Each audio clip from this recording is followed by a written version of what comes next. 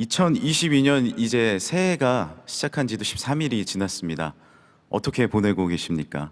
새해가 되면 우리가 자연스럽게 새해 종을 치면서 또 송구영신 예배를 하면서 한 해 동안에 있었던 여러 가지 죄악들을 또 여러 가지 부족함들을 다 내려놓고 새로운 계획을 세우기 마련입니다. 또 새로운 다짐들을 하게 됩니다. 우리 가정이 이렇게 살아야지, 우리 기업이 이렇게 살아야지, 내가 이렇게 나아가야지라는 계획들을 세우게 되죠. 우리들은 어떤 계획을 세웠고 13일이 지난 지금 어떻게 지키면서 살아가고 계십니까? 때로는 그 계획을 지킬 때도 있고 또 부족할 때도 있어서 다시 한번 다듬으면서 나가고 있으실 겁니다. 그런데 어떤 계획보다 또 어떤 다짐보다 중요한 것이 바로 영적 다짐인 줄 믿습니다. 우리가 영적으로 하나님 앞에 믿음으로 나갈 계획들, 말씀을 읽기 원합니다. 기도하기 원합니다. 하나님을 찬양하길 원합니다. 하나님을 바라보기 원합니다라는 이런 계획들을 세워야 할 줄 믿습니다.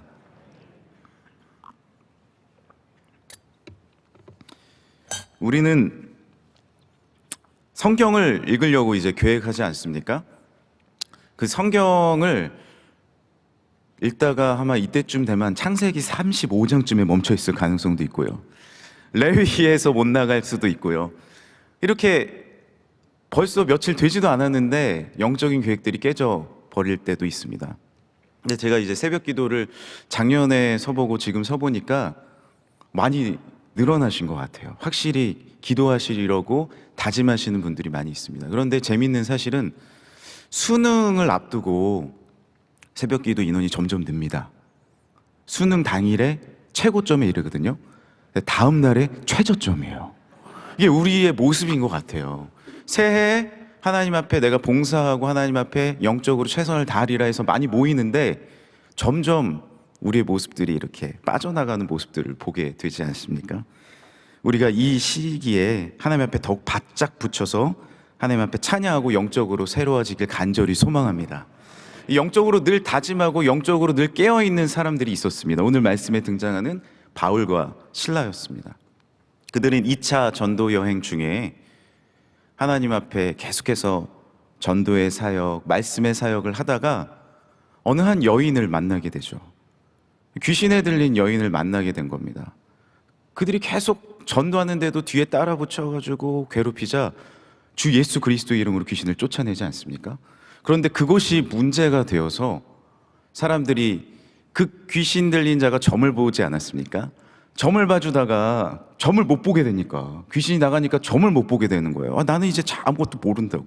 영적인 것, 악령도 영 아닙니까? 영적인 악령이 사라져 버리니까 점을 못 치고 돈을 못 버니까 그 주인들이 바울과 실라를 옥에 가두고 고발하게 됩니다. 그 주위에 있는 모든 사람들이 예수 그리스도를 전도하고 잘 됐다 그래서 모두 고발을 해서 옥에 갇히게 되죠. 우리도 때로는 이런 옥에 갇히고 하나님의 사역을 전파하고 하나님의 말씀을 전파하는 데 있어서도 오히려 잘 되지 않는, 오히려 묶이는 것 같은 그런 일을 당할 때도 있습니다. 오늘 말씀에 깊은 옥에 갇혔다라고 기록되어 있지 않습니까? 발이 착고에 갇혔다라고 기록이 되어 있습니다. 착고는요, 쉽게 설명드리면은 춘향이가 나무 이렇게 목만 나와가지고 이렇게 가둬놓은 거 있지 않습니까? 그걸 착고라고 하는데 발에 착고가 갇힌 거예요. 움직이지도 못한 것입니다. 깊은 옥에 갇힌 것입니다. 그리고 그 다음 절에는 한밤중에라고 기록이 되어 있습니다. 깊은 옥, 착고, 한밤중. 우리는 코로나 시기를 보내고 있습니다. 기도해 주셨지만 2년 동안 코로나 상황이 어렵게 우리를 착고에 갇히는 것 같습니다. 담임 목사님께서도 말씀해 주셨지만 이 코로나 상황은 마치 어떤 전쟁의 위기처럼 온 세계를 꽁꽁 묶어버렸고 아프게 하고 힘들게 하고 있습니다. 우리의 가정이 깊은 옥에 갇힌 것 같습니다. 여러 가지 아픔들과 도전들이 우리에게 다가올 때가 있습니다. 때로는 우리의 사업이 한밤중에 있는 것 같습니다. 우리 자정이라고 그러지 않습니까? 자시, 11시부터 1시의 중간을 자정이라고 하는데 마치 자정, 한밤, 정말로 깜깜한 그 중에 갇힌 것 같은 우리의 사업과 우리의 모습을 볼 때도 있습니다. 이런 어려움 중에 한밤중에 착고에 갇혔을 때, 옥에 갇혔을 때 우리는 무엇을 해야 할까요? 다시 한번 영적으로 깨어나야 할 줄 믿습니다. 다른 것으로 우리가 승리할 수 있는 것이 아닙니다. 다시 기도하고 감사하고 영적인 도구들을 사용하여 주님 앞에 찬양할 때 이 모든 옥과 착고가 열리게 될 줄 믿으시길 바랍니다. 기도는 능력이 있습니다. 기도는 우리를 일으키는 힘이 있습니다. 기도는 실제적인 능력입니다. 기도는 어떤 상징적인 능력이 아닙니다. 두세 사람이 내 이름으로 모인 곳에 나도 그들 중에 있겠다라는 말씀은 상징적인 말씀이 아니라 이곳 가운데 예수 그리스도가 임하신다는 실제적인 말씀인 줄 믿으시길 바랍니다. 따라서 기도는 실제적인 무기인 것이죠. 기도를 할 때도요, 우리가 맛을 봐야 기도하지 않습니까? 이 새벽에 기도하고 우리가 삶의 현장에 나갔을 때 하나님께서 도우시는 놀라운 능력을 체험하시길 간절히 소망합니다. 기도조차 나오지 않을 때는요, 때로는 그럴 때도 있잖아요. 찬양을 하는 거죠. 찬양을 하나님 앞에 찬양하고, 그래서 기도를 오래 하시는 분의 기도를 잘 들어보면요, 기도했다가 찬양했다가 기도했다가 찬양했다 그러지 않습니까? 왜냐하면 찬양은 곡조 있는 기도이기 때문입니다. 할렐루야. 힘들고 어려울 때 찬양하면 우리의 영적인 어두움이 뚫리게 될 줄 믿으시길 바랍니다. 뚫리는 것이죠. 왜냐하면 찬양은 저 하늘에 있는 하나님의 영광을 돌리는 것이기 때문에 그렇습니다. 저 위에 있는 것을 선점해 버리니까 아래에 있는 모든 것들은 뚫리게 되는 것이죠. 그것이 바로 기도와 찬양의 능력인 것입니다. 바울과 실라는 그렇게 어려움 중에 있을 때 기도하고 찬양했습니다. 그러자 하늘에서 하나님께서 들으시고, 우리의 좌우는 다 막혔지만 하늘 문은 열렸기 때문에 하늘에서 하나님께서 들으시고 착고를 열어주시고 옥문이 열리는 놀라운 기적을 체험한 줄 믿습니다. 우리도요, 기도하면요, 분명히 하나님께서 길을 열어주실 것입니다. 분명히 착고가 열릴 줄 믿습니다. 길이 열리고 우리 아픔도 새로워지는 놀라운 역사를 허락해 주실 줄 믿습니다. 우리는 보통 이 말씀을 읽을 때 사도행전 16장 이 옥이 열리는 말씀, 얼마나 클라이막스 아닙니까? 와, 기도했더니 막 옥이 열렸고 모든 제수들의 묶인 것이 딱 풀려버렸고 놀라운 막 지진이 일어났고, 이런 기적들에 대해서 우리는 관심이 많기 때문에 이 말씀을 클라이막스로 보는 것이죠. 바로 26절 말씀, 클라이막스 아닙니까? 그런데요, 사실 이 말씀을 쭉 우리가 뒤까지 읽어 나가는데 여기가 클라이막스가 아닙니다. 이 다음부터 스토리가 시작되는 것이죠. 한밤중에 스토리가 시작되는 것입니다. 이 일이 일어나자 다 좋아하는데 죽을 것 같은 숨 막히는 위기를 겪는 사람이 있었어요. 누구냐면 바로 간수였습니다. 이 시대의 간수는요, 죄인들을 지키는데 만약에 죄인이 도망가게 되면, 지금도 그렇게 되면 문제 아닙니까? 교도소에서 죄인이 도망가면 누군가 책임지고 그만둬야 될 거 아닙니까? 벌을 당해야 될 거 아닙니까? 그런데 이 시대는요, 예수님 당시에는, 그리고 예수님이 이제 초대교회 당시에는 죄수가 도망가면 이 사람은 그 죄를 대신 받게 돼 있습니다. 거의 뭐 사형에 이르게 된 거죠. 이 문이 열린 걸 알고, 도망간 걸 본 것도 아닙니다. 문이 열리게 된 걸 알고 자결하려고 했습니다. 나는 이제 삶이 끝났다. 모든 것이 끝났다. 내 삶을 포기할 다른 사람이 생긴 것이죠. 그걸 보고 사도 바울과 실라는 그에게 다가갑니다. 그리고 크게 소리질러 외칩니다. 내 몸을 상하게 하지 마라. 우리가 다 여기 있다. 신기하지 않습니까? 문이 열리고 착고가 풀렸는데 죄인들이 다 거기 있었어요. 그래서 제가 이제 성경 주석을 보고 보니까 이 놀라운 지진에, 그리고 바울과 실라가 찬양을 하고 기도하는 소리를 다 들었기 때문에 하나님의 역사인 것을 알고 그들이 가만히 있었다라는 해석들이 줄을 이룹니다. 무서워 떨린 거죠. 이게 무슨 일이야 도대체? 하나님의 역사가 진짜 일어났네. 우리가 기도하고 하나님 앞에 찬양하면 주위가 모두 다 알게 될 줄 믿으시길 바랍니다. 죄수도 알고 간수도 알았어요. 자결하려고 하는 거 말리니까 나에게 구원을 줄 수 있느냐라고 묻지 않습니까? 하나님의 역사를 안 거예요. 하나님을 믿고 찬양하고 기도하는 사람은요, 주변에도 그 역사를 알게 되는 역사가 일어날 줄 믿으시길 바랍니다. 그런데 바울과 실라는요, 이들을 놔두고 그냥 이 감옥을 나가지 않았어요. 왜냐하면 사명자였기 때문에 그렇습니다. 사명자는요, 내 기도가 이루어진 그곳에서부터 다시 사명이 시작하는 것입니다. 기적이 일어나고 역사가 일어나고, 와, 일어났네, 나 잘 됐네, 그러면 또 다른 문제를 또 만나지 않습니까? 기적이 일어나고 역사가 이러고, 와, 나 잘 됐네, 우리가 그렇게 살아야겠습니까? 아니라는 것이죠. 하나님은 우리에게 사명을 주신 줄 믿으시길 바랍니다. 우리에게는 기도하고 말씀을 읽을 뿐만 아니라 나가서 전도하고 빛과 소금의 역할을 감당하고 하나님의 말씀으로 다시 다른 사람의 죽음을 일으키고 새롭게 하는 놀라운 사명을 받은 사람입니다. 우리의 역사와 우리의 걸음은 거기서부터 시작하는 것이죠. 내가 잘 되고 내가 화평을 누리고 우리 가정이 즐거워하고 거기에만 멈춰 있으면 안 되는 것입니다. 이제 사명의 길을 걸어가는 것이죠. 힘들고 어려운 자가 있으면 손을 내밀어서 일으켜주고 살리는 것, 그것이 하나님의 뜻인 줄 믿으시길 바랍니다. 거기서부터 하나님의 사명이 일어나는 것입니다. 그래서 바울이 그 간수를 일으킵니다. 그리고 진정한 클라이막스의 말씀이 나오죠. 어떤 말씀입니까? 한 번 더 읽을까요? 우리 21절입니다. 시작. 31절입니다. 시작. 이르되 주 예수를 믿으라. 그리하면 너와 내 집이 구원을 받으리라 하고. 아멘. 이것이 진정한 클라이막스 아닙니까? 우리 삶에 이적과 기적 있습니다. 그러나 하나님이 원하시는 것은 바로 그 다음의 스텝입니다.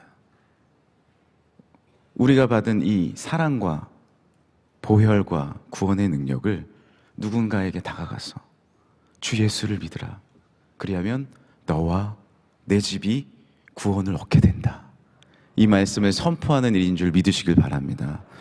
요즘에 아파트에서는요, 옆집도 잘 몰라요. 그리고 아파트에 타서 엘리베이터를 타면 인사도 잘 안 해요. 그리고 나의 그 삶을 조금 유지하기 위해서 성경책도 잘 안 보여줘요. 그러나 우리는 만나는 자마다 옆집에, 그리고 우리 직장이 힘들고 어려운 자들에게 주 예수를 믿으세요. 그리하면 너와 내 집이 구원을 얻을 것입니다. 이것이 나의 간증이요, 이것이 나의 찬송입니다. 나에게 이런 일이 일어났습니다. 이제 당신도 일어날 수 있습니다. 믿음의 말과 믿음의 전도와 사명자의 삶을 2022년 살아갈 때 하나님의 진정한 뜻과 능력이 이루어지는 줄 믿으시길 바랍니다. 그것이 하나님이 우리를 향한 놀라운 뜻이다라는 것이죠.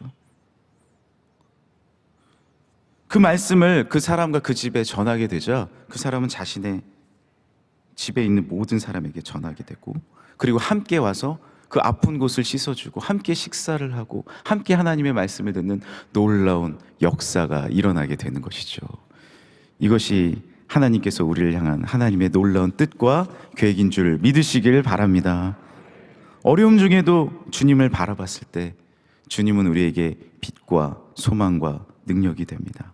그리고 그 다음 걸음으로 옥문이 열리게 되고, 그리고 하나님의 놀라운 말씀과 우리가 자유함과 능력을 얻게 됩니다.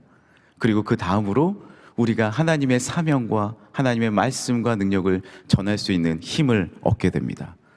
그러면 어떻게 될까요? 마지막 클라이막스가 또 하나 나옵니다. 우리가 마지막 읽은 말씀인데요, 35절을 제가 읽어드리겠습니다. 날이 새매 상관들이 부하를 보내어 이 사람들을 놓으라 하니.